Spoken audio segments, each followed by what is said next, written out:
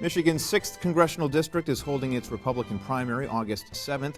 Two familiar names square off, featuring incumbent Congressman Fred Upton and challenger Jack Hogendijk. Jack Hogendijk joins us discussing his record as a fiscal, social, and constitutional conservative on West Michigan Week.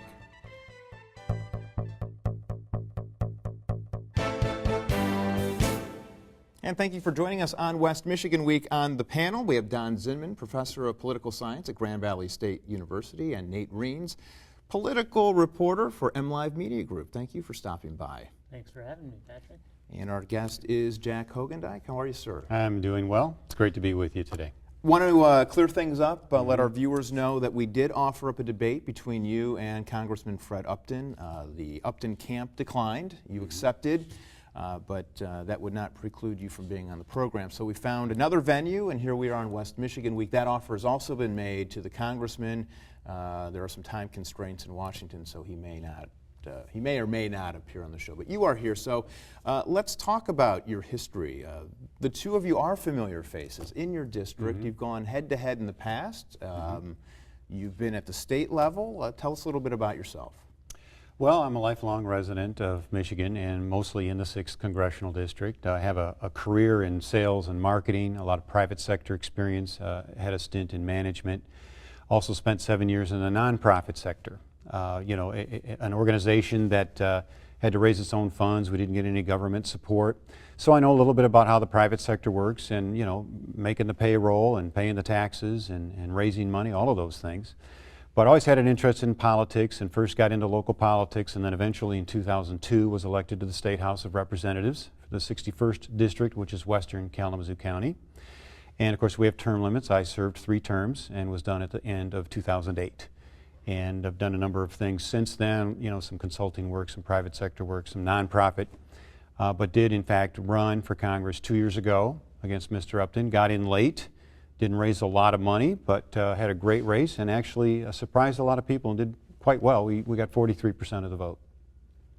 We'll open it up to the panel now. Nate, I know you want to get going here, so what's the first question? Well, Jack, you brought up getting in late to the race the last time around and being at a significant financial disadvantage. It looks like you're in the same position money-wise with this cycle.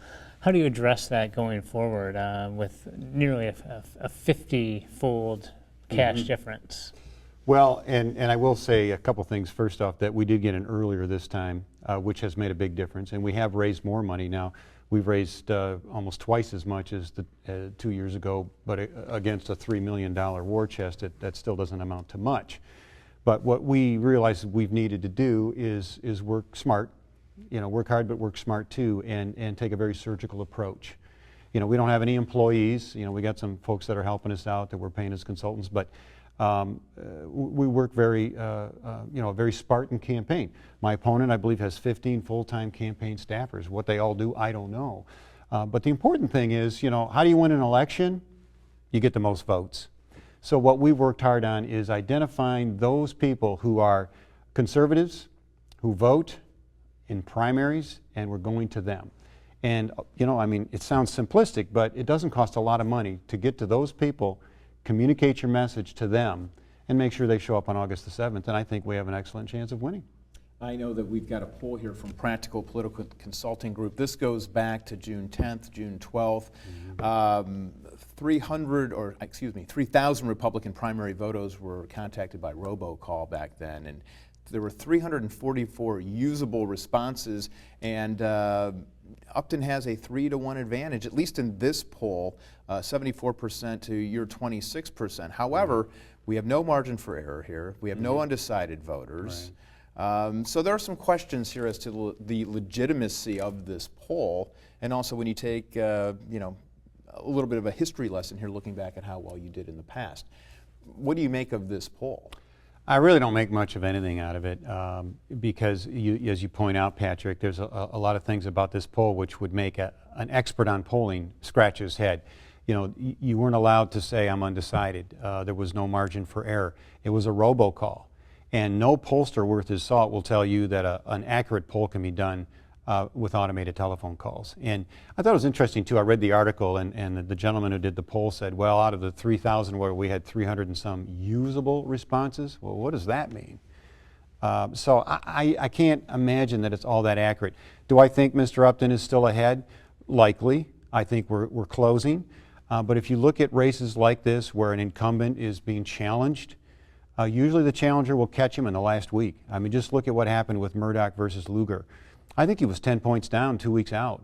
The last week he was 5 points ahead. The last weekend he was 10 points ahead, and he won by 22 points. And I think that kind of lightning could strike here too. But are there any polls other than this one that you can use, or do you have anybody, do you have a consultant who's polling or tracking as well that gives you an indication of where Well, and again, because we're running a Spartan campaign, we're not spending a lot of money on polls, but we did commission what I think is a very comprehensive poll. We talked to 400 respondents, a 40-question poll, giving them all kinds of options and opportunities, and in the end, it was about 44% for Mr. Upton.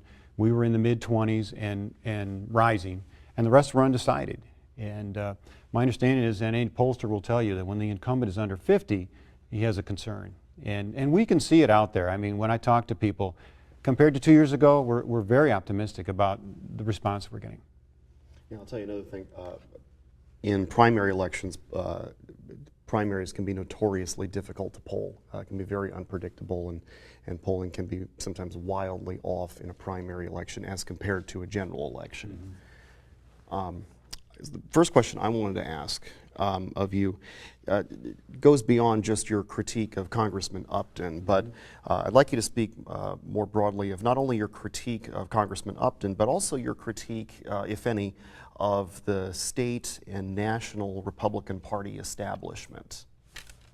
Well, I do think that there is an establishment structure, and I do think that the party, there are some who are within the party that the party doesn't necessarily care for. I think maybe the most striking example of that here in Michigan is what's happening in the 11th, I believe it's the 11th district, where Thad McCotter failed to get the signatures and then ended up resigning. But you know, this gentleman, Kerry Benevolio, I've met him. He seems like a pretty reasonable guy, but he's a Tea Party guy. You know, he got the signatures, he got on the ballot, he was going to be running against McCotter, it was going to be just like the Upton-Hogendijk race. And when McCotter dropped out, the party didn't say, well, let's get behind this other guy. He's a good, solid conservative, he's a party guy, yeah, he's Tea Party, but you know, he did his diligence, he got on the ballot, let's support him. No, they went out and they found somebody, Nancy Cassis, who I've served with, you know, she's a good person. But why did they feel they had to go through all the trouble and spend all the resources to put somebody on as a write-in candidate? Why couldn't they have just embraced Benevolio, taken them under, you know, under their wing, taken him under their wing, and educate him a little bit if they wanted to about, you know, policy or whatever? But I do think that you know, you kind of have to toe the line, and there's no question that challengers are never given much of a break against an incumbent. That's just the way it works. So when we get into the incumbent versus you, and I want to get into the issues here because that's really why you're here, fiscal conservative, social conservative, constitutional conservative. Right. They always say, well, my first day in office, what would I do? You know, we've got to get through the primary process here first, but what is the top of your agenda? What is it? What change do you want to implement? Well, you know, I want to talk about where do the two of us differ, because we'll get questions about energy, we'll get questions about health care, and we agree on a lot more than what we disagree on. But the real area of departure has to do with what is your philosophy about the size of government, spending, regulation, debt, deficits, and just the oversight that government has, and the role of the federal government versus the states and the locals. And that's where there's a huge difference. And that's what I would set out to change as a member of Congress. You know, my opponent talks about now he's a fiscal conservative. I mean, you can find where he talks about being a moderate, but when he's running against the conservatives, suddenly he's trying to position himself to the right of me, if you can believe it. And, you know, he sent out, one of the flyers that he sent out said, a stronger America begins with spending less than we take in. Congressman Upton is fighting for working families. And yet he continues to vote for budgets and to do things that create bigger holes in this deficit and the national debt. And I've got examples of that, which I'll be happy to talk about. that to me are an example of a congressman who does not get it. He does not understand that this nation is going over a fiscal cliff, and it needs to be addressed, and he's just not willing or prepared to do that. Give me an example. Okay, well, about 3 weeks ago, the highway bill, you'll remember a lot of discussion about the transportation bill, the highway bill. It had to be done by June 30th because that's when all the funding stops. So you have to refund everything. And 2 or 3 weeks before final passage, a congressman from Georgia, I believe, his name is Brown, Congressman Brown, offered an amendment and said, we will not spend more than the revenue that's available. You know, the gasoline taxes and so forth, the revenues that are dedicated for transportation purposes. And it was looking like that was going to be about $37, $38 billion. But they were talking about spending 50. So he put in an amendment and said, let's keep spending at whatever the revenue level is. My opponent, Mr. Upton, voted no. And sure enough, on final passage, you know, if you read the reports, they're looking at a bill that's maybe $15 billion per year in the red. And my congressman supports it. Now, he was going to tell you, oh, it's paid for. Yeah, it's paid for with a bunch of promises, and we've known, you know, how that works out. But that's just one example of how this congressman, again, is not serious about addressing this structural, continuing deficit that adds to our national debt, and it's going to put us in further problems. What was that $15 billion directed towards? Is that infrastructure projects? What would we have lost, I use Sure. that term loosely. Well, there's a number of things that could have been done different, but just to give a couple of examples, there was quite a bit of debate about the essential air service. The feds have said there are places where we need airports because it's just too far for people to travel to get to an airport, and sometimes that's only 2 or 3 hours. So they subsidize an airport with federal money. They subsidize airlines and airplanes that fly in and out, and these planes are empty. I mean, they're virtually empty. A reporter did a story on it, and he booked a flight, and he was the only one on that flight. Now, those are your tax dollars paying for these airports that our members of Congress think are so important that we have to have them, and they're empty. You know, subsidizing Amtrak that's been losing money by the billions for years. And while there are some corridors in the Northeast where they're heavily loaded, but there are a lot of places where those trains are empty. And so that's just 2 examples of a third one would be, you know, catering to the unions and the union bosses and the prevailing wage, which adds 20 to 25%, you know, to every construction project. We can go all the way back to 10 years ago. After 9/11, the government passed a massive bailout package for the airlines. It didn't get a whole lot of, there wasn't a whole lot of controversy about it, and it was quickly forgotten after that. Could I ask a question? Go right ahead. You talked about lower government spending, and certainly growing attention now is being paid to the sequestration deal as a result of the debt ceiling deal from last year. And if nothing is done at the end of this calendar year, some pretty significant cuts to the military budget will automatically go into effect, as well as expiration of the tax cuts from the Bush years. But since you addressed spending, let me steer my question in that direction. What would your position be on the sequestration cuts to the defense budget that are scheduled to go into effect? Well, the short answer to that is that I would be opposed. And I would go back to, you'll remember there was this super committee that was going to try to address this so that the sequestration wouldn't have to take place. And who was on that super committee? Well, our congressman, Fred Upton, was on that committee, and he failed. They were unable to come to a resolution. Now we're in a situation where we're going to see massive cuts that I think are going to endanger our national security. Do I think there are areas where savings perhaps could be achieved even in the military budget? Well, of course. You know, there's stories about waste in the military budget, just as in every other area of government. But to just take a butcher knife and cut through huge portions of the military budget, I do not think is the answer, and it's going to make protecting our borders more difficult. And we're going to take a quick break, and when we come back, more with candidate Jack Hogendijk in just 1 minute.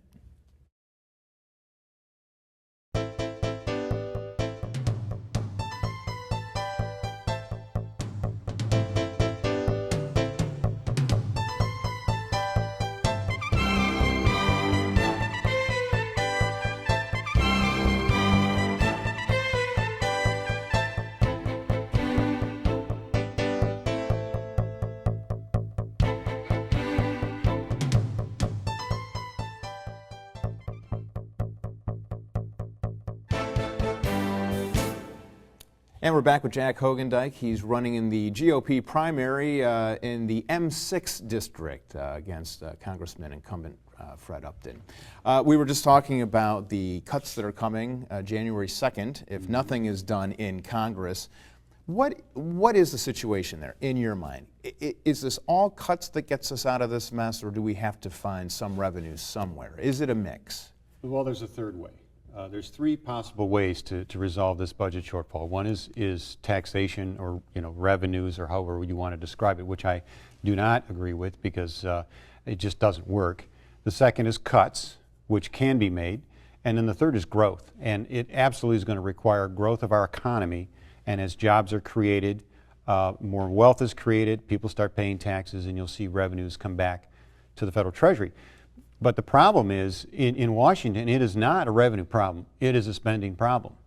Revenues this fiscal year are up over last year, but the spending is way beyond that. And we've seen numerous examples of promises made by members of Congress to rein in spending. It happened to Ronald Reagan in the 80s. Later in, I think in his second term, he and Tip O'Neill had a deal. Okay, he said, I'll agree to a $1 tax increase if you guys in Congress will cut $2 in spending. And Tip O'Neill promised, and guess what? It didn't happen. And Congress is notorious for that. So we have to address the spending problem, and we can. And there are 2 or 3 budgets out there that do. The Republican Study Committee's budget, which is all the conservative members of the House, which Fred Upton is not one of those members, but they're all congressmen. They have a budget that will balance in 5 years. But the other thing is, when you start doing that, you get government out of the way. Less government means more liberty, you get more investment, and then you create jobs and revenues go up. Is this a political issue? Ben Bernanke this month has warned, hey, Congress, you need to get your act together and figure this out. Timothy Geithner has said the same thing. I mean, at what point do both sides realize that something needs to be done and you need to work out the differences to get this country rolling again? I think everybody knows it, and I think everybody's willing to say it, that something needs to be done. I understand that in perhaps 10 years, our debt service will be the size of our annual budget. So how do we pay for all the things we need to pay for if all we're doing is paying interest on the debt? But the question is the approach. Geithner and Bernanke and our friends on the other side of the aisle have one approach. They want to raise taxes again. And what has to be done again is cutting the budget, and it can be done. There's 2 or 3 budget proposals out there that will balance within 5 years, and then again growing our way out by creating an environment for job growth. And it can be done, and it has to be. No, the Ryan budget was criticized by Democrats for taking too much out of social services and areas where people can be lent a hand. What would a 5-year plan like the Republican Study Committee do in that regard? Well, you can look it up online. The RSC budget is available online, and a couple other ones that I think are also good. Rand Paul has a budget proposal. The Tea Party budget is out there. And it talks about reforming entitlements in a number of ways. One with Medicaid, which is one of the big 3, block granting that and moving it to the states and saying you get a set amount of money, you figure out how to use it, and in fact, if you can find savings, you can keep the money. But you begin to ratchet down the growth until you flatline, and then you send it to the states and let them. It's supposed to be a state program. It shouldn't be run by the feds. With Medicare, we have to look at a number of things. First of all, in the RSC budget talks about this very clearly, that nobody over the age of 55 will be affected at all. Nothing changes for them in regard to Medicare or Social Security. But you have to give people some opt-out options. You have to give people opportunities to invest their own tax dollars and self-direct rather than have the government run it, whether it be a health savings account kind of a thing, or whether it be investing Social Security tax dollars self-directed into the market. And those are things that begin to address that problem and slow down the loss of funds and eventually turn it around. Yeah, there are some similarities there to what you suggested with Social Security to the plan proposed by President Bush in 2005, and he had a Republican Congress, and it didn't go anywhere. He got no support from Democrats, and at best lukewarm support from the Republicans in Congress, and there was not a whole lot of public support. Even amongst people of my generation, there wasn't a whole lot of public support for that idea. So I think there could be, politically, there could be some real heavy lifting with some of those ideas. No, I think you're right about that. But we need leadership. We need voices like a guy like Ronald Reagan, who was able to convince people that his plan was right, whatever that plan might have been. It was providing the leadership. And I've often said we need members of Congress with the steel spine to say, this is going to be tough medicine, and some people may not like it, but it's a good program, and we need to move forward with it. You mentioned the Paul Ryan budget. My opponent says, well, I'm cutting $5 trillion out of the budget. What's he talking about? Well, the Ryan budget is roughly a reduction in annual deficits from $1.5 trillion to $1 trillion over the next 10 years. $500 billion a year times 10 years is $5 trillion. Oh, look, I just cut $5 trillion out of the budget. No, you didn't. You just reduced the annual increase in the deficit by 1/3. That's not a cut. Now, again, the RSC budget actually brings down and balances within 5 years. And that's the kind of tough medicine that we need. Now, that includes the elimination of a lot of programs and a lot of departments of federal government that I believe, based on the Constitution, we shouldn't be doing anyway. What federal departments would you Boy, I favor thought you were going to eliminating? ask me that. Well, let's start with the Department of Education, which is approaching $100 billion a year. Show me how we've improved public education since the federal government got involved. Why do we need a Department of Agriculture? We have 50 states with 50 departments of agriculture. They know better what's best for agriculture in their home states than these bureaucrats in Washington. Why do we need a Department of Energy? What's being accomplished with a Department of Energy in Washington? They started in '77, and the mission was to reduce our dependence on foreign oil at the time, or foreign energy. We haven't done that. I don't think that having a federal department level, cabinet level position is getting the problem solved. The deregulation is one of the issues too, as far as getting the economy moving again. At what point do we tip the scales and we deregulate? We go too far. I mean, you were talking about your generation. Maybe we're the same generation. I remember the 1970s. I remember the environment. I was pumping gas in the 1970s. But I think there needs to be a balance here. We need to get things moving, but we need to be careful too that we don't remember where we've come from and some of the effects from not being environmentally conscious and those types of things. Absolutely. And we live in Michigan. We live in a great state here with we do. Great natural resources. And Patrick, I had this question at a forum just the other day. A young lady asked me the question about fracturing. And I kind of stumbled over the answer, but what I wanted to communicate was that my first priority is protecting our environment, being good stewards of the environment. I tell people, as a Christian, I believe that we should do that. And I think fracking is a great way to find lots of sources of gas and oil, but not until and not unless I wouldn't vote for it until I could be comfortable that it does not damage our groundwater and so forth. But another issue I think that's important about that, and this young lady didn't particularly like my answer in this regard, and that is I think we need to give the states the authority and the autonomy to choose. I don't think the feds should, on the one hand, prohibit it to all 50 states, nor do I think that they should say to the states, you cannot stop it from happening. We have to let the states make those decisions because, and again, Michigan has a Department of Environmental Quality, and they're very environmentally conscious. And I think we have to give them they're here on the ground. They know the Great Lakes is very different, from Colorado or Kansas. Let each state look at its own situation and make those decisions. That's a states' rights issue. That's a constitutional issue. That's a 10th Amendment thing. Your district, if elected, experienced the Enbridge oil spill. Mm-hmm. The Michigan DEQ, the U.S. Department of Environmental Quality, didn't prevent that. How do you stop similar accidents? Well, I guess you can't ever guarantee that accidents will not happen. But what first has to happen is enforcement, proper enforcement. And I believe that the final report to Enbridge was that you violated some of the laws that are already on the books. You did not observe all of the laws. And so, there's a tendency to rush to the legislature and say, we need more laws. And sometimes maybe you do. But let's first make sure that the laws that are in place are being enforced and that proper sanctions are being put in place, and it certainly sounds like that was done. And I will say we should compliment Enbridge, at least that they, as a good corporate citizen, have spent whatever it took to fix the problem that they created. But first of all is good enforcement.